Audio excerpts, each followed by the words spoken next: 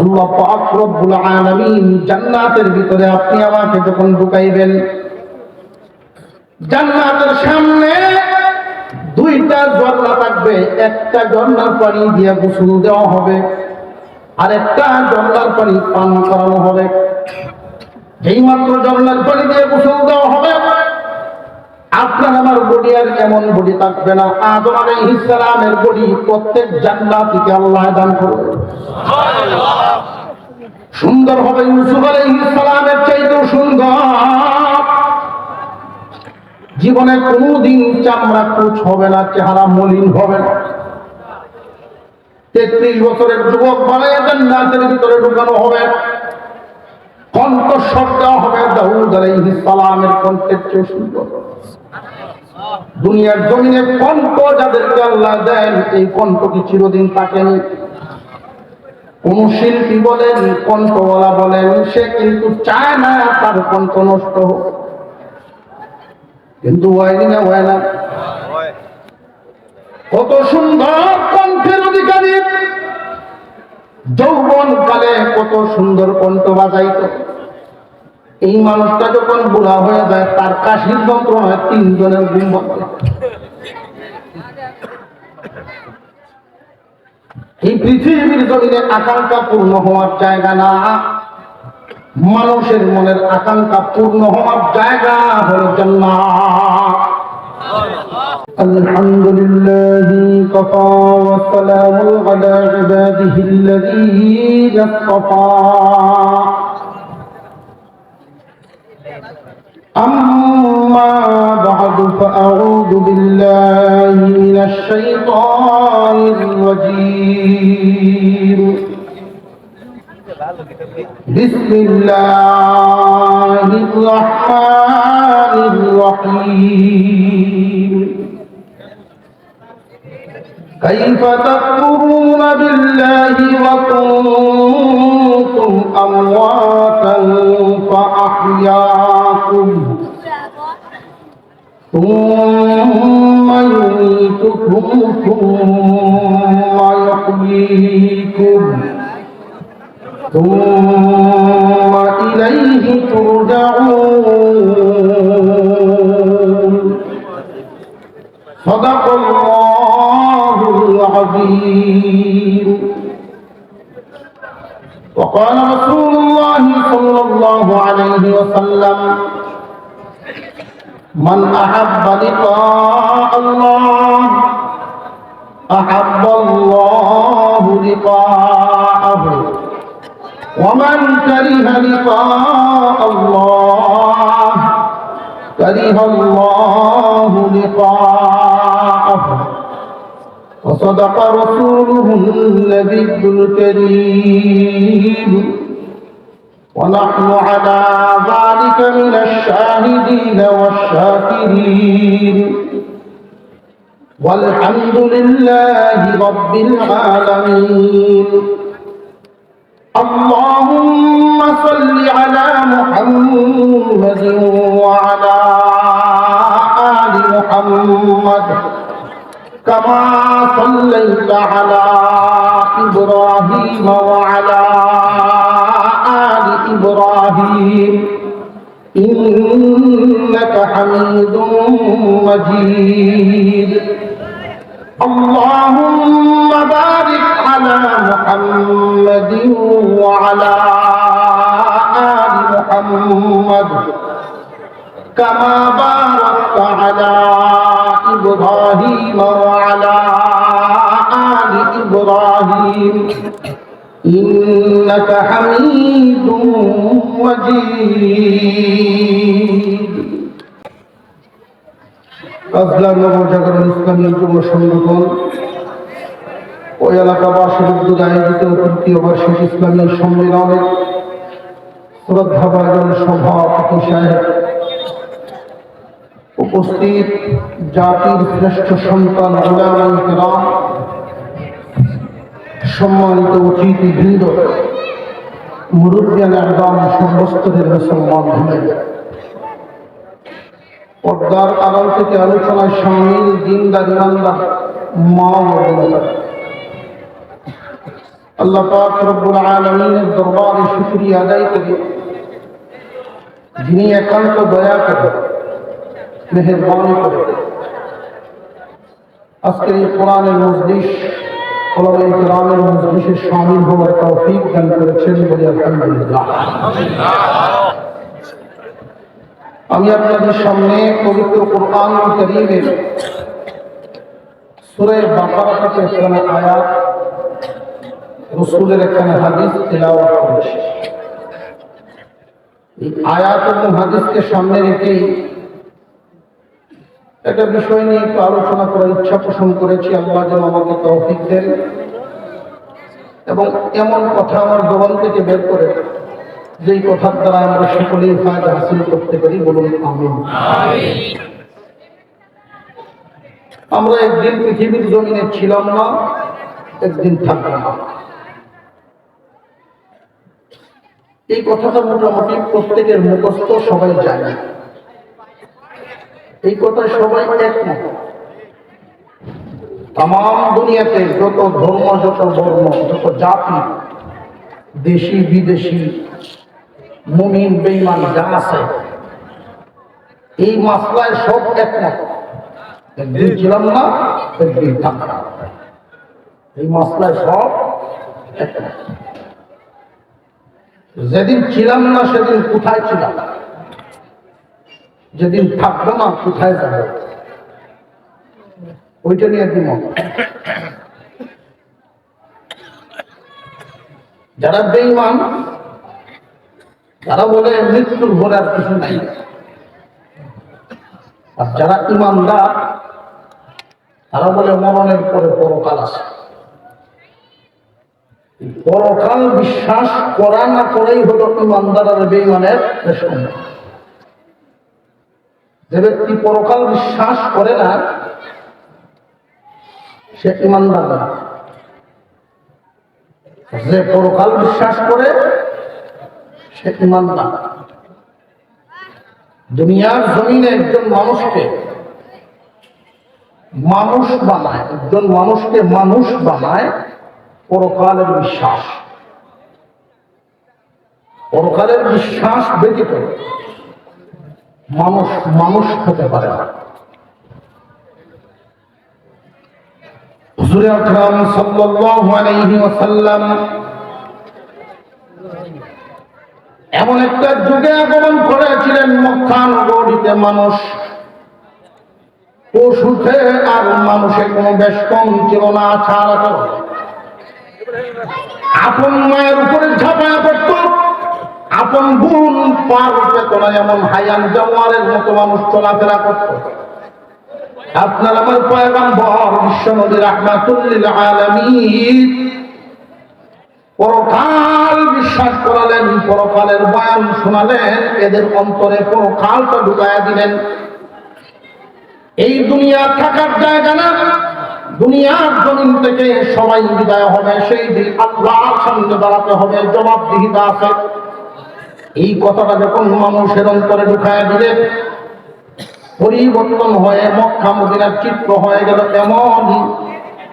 গভীর রজনীতে সুসজ্জিত হয়ে একজন সুন্দরী নারীও একা একা রাস্তা দিয়ে হাঁটতে পারতেন, কোনো ভয় তার অন্তরে নেই, কেউ তার উপরে ঝাঁপায়া পড়ে। কারণ যখন মানুষ পরকালের ভয় অন্তরে লালন করে, এই মানুষটা অন্যায় করতে পারে না। পরকাল আমাদের সামনে আছে না নাই? প্রশ্ন জাগে, যারা বিশ্বাস করে না তারা ঈমানদার, যারা বিশ্বাস করে তারা ঈমানদার। একদিন দুনিয়াতে ছিলাম না, সাহাবায়ে কেরাম যেভাবে মানতেন, আবু জেহেলও মানতেন। এখন আসি, একদিন থাকবো না, সাহাবীরা যেভাবে মানতেন, আবু জেহেলও মানতেন। আবার আল্লাহর সামনে দাঁড়াতে হবে, হিসাব নিকাশ হবে, জান্নাত জাহান্নাম। এই কথাটা আবু জেহেল মানত না, সাহাবীরা মানতেন।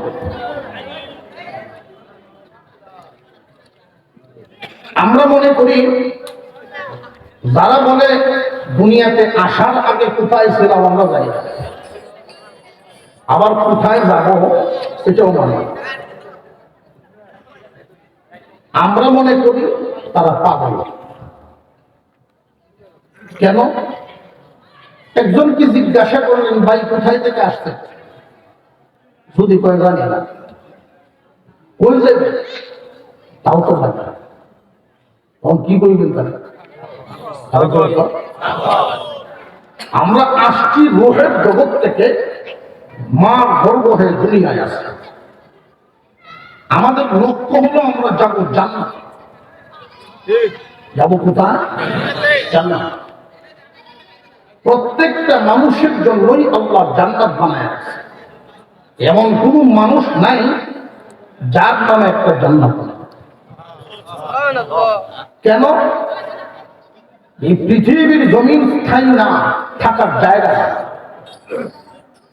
জান্নাত ছাড়া একটা মানুষ পরিপূর্ণ সুখী হতে পারবে না। মানুষের যত আশা আকাঙ্ক্ষা দুনিয়াতে পূরণ হওয়ার জায়গা না। মানুষ বহুত কিছু চায়, দুনিয়াতে পায় না। আবার দুনিয়াতে বহুত কিছু চায় না, এরপরেও আসে। মনের চাহিদা পূরণের জায়গা দুনিয়া না। মানুষের মনের চাহিদা পূরণের জন্যই, দুনিয়ার অপূর্ণতা পূর্ণ করার জন্যই আল্লাহ পরকাল আছে। দুনিয়ার জমিনে একজন মানুষ 20টা মার্ডার করবে, তারে যদি ফাঁসি দেয় কয়বার বিচারব? আরো ধরে শুধু এক মার্ডারের বিচার করবে, মাত্র 19টা রইল, এই বিচার করি। এই জন্যই পরকাল। কথা বুঝে আসছে? দুনিয়ার জমিনে একজন মানুষ মনে মনে কখনোই সে চায় না বুড়া হইতে। চির যৌবন ধরে রাখতে চায় প্রত্যেকটা মানুষের অন্তর। মানুষের অন্তর চায় চিরদিন যুবক থাকার জন্য, চির যৌবন ধরে রাখার জন্য, কিন্তু দুনিয়াতে পারে না। কারণ দুনিয়া চিরদিন যৌবন ধরে রাখার জায়গায় না। আল্লাহ পাক রব্বুল আলামিন যেই দিন জান্নাতের ভিতরে ঢুকাইবেন, 33 বছরে পূর্ণ করে ঢুকাইবেন। জীবনে কোনদিন 33.5 হবে না।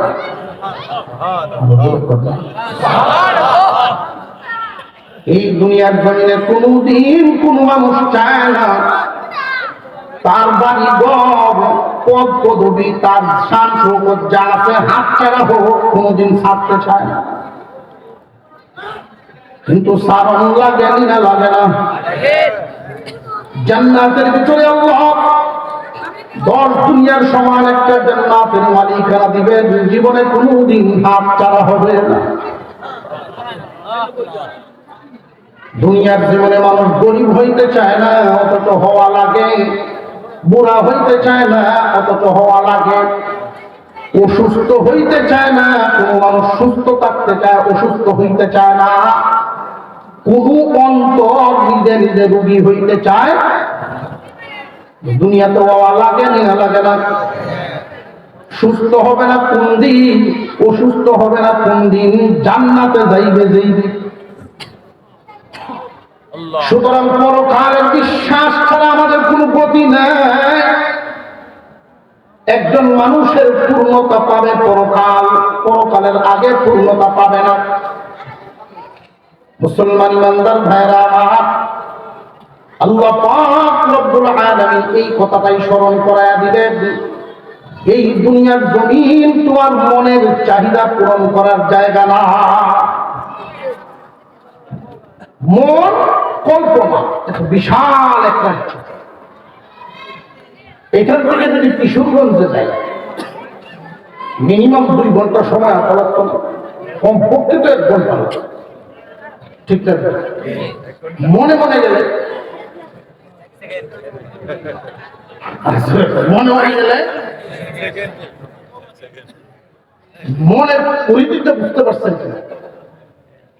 একজন মানুষ মনে মনে ইচ্ছা পোষণ করা, যা মনে চায় তা পূরণ হওয়া, এটা দুনিয়া থেকে সম্ভব জান্নাতে শব্দ। মানুষের মনের আকাঙ্ক্ষা পূর্ণ করবেন আল্লাহ, এমন একটা জায়গা বানায় রাখছেন, সেটার নাম আরো জোরে গাও।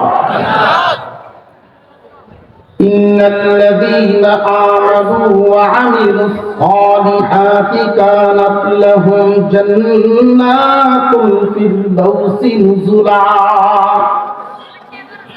خالدين فيها لا يبغون عنها عوضا। আল্লাহ পাক রব্বুল আলামিন বলে, যারা ঈমান এনেছে এবং নেক আমল করছে, যারা ঈমান আনবে এবং নেক আমল করবে, আল্লাহ পাক রব্বুল আলামিন ঈমান এবং নেক আমল এই দুই দৌলতওয়ালাকে জান্নাতের মেহমান বানাবেন। আর জোরে করবা সুবহানাল্লাহ। জান্নাতের মেহমান হইতে রাজি আছিনি? দুনিয়ার জমিনে দেখছেন নি মেহমান কিন্তু বেশি দিন থাকে না, বুঝে হচ্ছে জামাইও যদি শ্বশুর বাড়ি যায় 3 দিনের বেশি হইলেই দেখবে। সরাসরি যদি শ্বশুরে কিছু নাও করে, শাশুড়ির কাছে গিয়ে অনেক ওই বেড়া চাইছে তার না।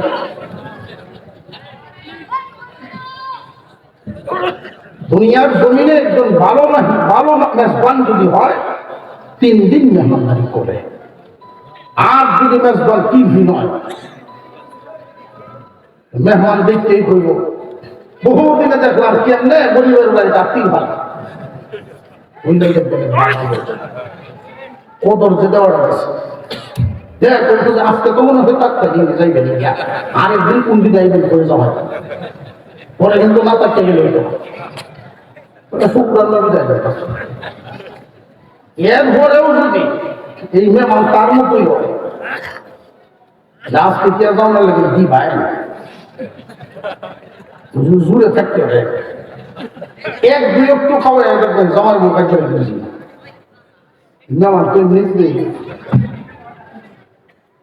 মেজবান যদি ভালো হয় 3 দিন মেহমান লাগে। আল্লাহ যে আমাদেরকে জান্নাতের মেহমান বানাবে, আল্লাহকে আমাদেরকে 3 দিন বা কিছুদিন রাখতে হবে। পরে আয়াতে আল্লাহ বলেন, খালিদিনা ফিহা লা ইয়াবগুনা আনহা হিওয়ালা, চিরদিন সেটাই থাকবা। রাখবেন চিরদিন। হালত হইল মেহমানের, তার কারণটা দুনিয়াতে কোন গরিবের বাড়ির মেহমানও যদি কেউ হয়, সকালে নাস্তা করার পরে দুপুরে কি খাবে এই চিন্তা মেহমানের না, বাড়ির মেহমান যে বিছানায় ঘুমান, এই বিছানাটা পর্যন্ত বাস করার দায়িত্ব মেহমানের না, বাড়ির। আল্লাহ বলেন, বান্দা দুনিয়া আর জান্নাতের বেষ্টনটা এই জায়গায় তোমার মনের সকল চাহিদা, যত আরাম আয়েশ আছে, মনের রাস সব জান্নাতের ভিতরে পূরণ করা হবে। দুনিয়াতে পূরণ হওয়া সম্ভব না। দুনিয়াতে মনে মনে কল্পনা বহুত কিছু করা যায়, বেড়ায় 5 টাকা কামলা দেয়, যা কামায় সাথে সাথে শেষ, আড্ডা সাড্ডা বেরিয়ে জমানের কোন স্বপ্ন দেখতে পারে না, বিয়ে শাদীও করতে পারে না। হঠাৎ একদিন একটা অফার পাইছে, ভালো একটা কাজ, জামাই যাইব শ্বশুর বাড়ি, জমিদার বাড়ির জামাই। এই লোকায় প্রস্তাব দিছে, যদিও আমার জমিদারি নাই, বেয়ারা করছে জমিদার বাড়ি, বাপদা তুলে জন্ম করছে, 3 দিনের কামলা হয়ে যাবে আমার সাথে। 3 দিনের কামলা হয়ে তোর অফিসে অফিসে ঘুরতাম, জুতা মুতা বইয়া কামলার বাপ দূরে থাকবে। আমার পয়সা তোরা 50 টাকা, তখনকার সময় 50 টাকা দেয়, গরু কিনুন না, ওটা রাজি? ঠিক আছে। জামাই শ্বশুর বাড়ি রওনা দিল, এই কামলা রং করেছে। রাস্তার দিয়ে মিষ্টি কিনছে, মটকা, মাটির মটকা আছে নাকি, মটকা ভর্তি মিষ্টি কিনে মাথা দিচ্ছে। জমিদার বাড়ির জামাই আগে আগে যায়, আর এই কামলা মটকা লয়ে পিছিয়ে পিছিয়ে যায়। পিছিয়ে যে যায় আর চিন্তা করে 50 টাকা পায় 3 দিনে, 3 বছরেও 50 টাকা একটা মটকা পায়। এই দিয়ে যখন একসাথে হইতেছে, আর স্বপ্ন বার্তাক্ষণ স্বপ্ন পূর্ণ হয়ে চলে গেল। 50 টাকা কই একটা বহন বছর কিনা বছর ঘুরে গেল। 2 বছরের মাথার আমার গরু থাকবো, 2 গরু দুধও দিব। এইভাবে যদি বছরে বছরে একটা হইলে 5 বছর হয়, গরু একটা হইতে পারে, কয় বছর লাগবে আমার ভাড়া আমাদের গরু মনামনি দুধ বেচা, বছর বছর গরু বেচা। তখন তো বিছনা টিছনা বাড়ি ঘর যা আছে সব কমপ্লিট, এগুলো আমার হয়ে যাবে। তখন বিয়া কোন বেটা না দিব আমার, বিয়া শাদিও করবো। আমার ছেলে হবে একটা, ছেলের বয়স যখন 8-10 বছরের, আর আমি ধনী মানুষ। ধনী হইলে তো খাওয়া দাওয়া দেখবেন সাঙ্গুর চলে, ডাইনিং টেবিল, ডাইনিং টেবিলের মধ্যে ভাত ভাড়া থাকবে।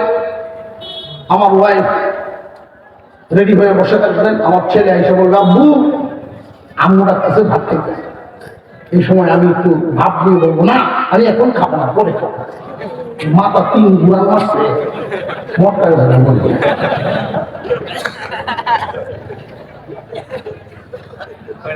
যেই মটকা গেছে ভরিয়া।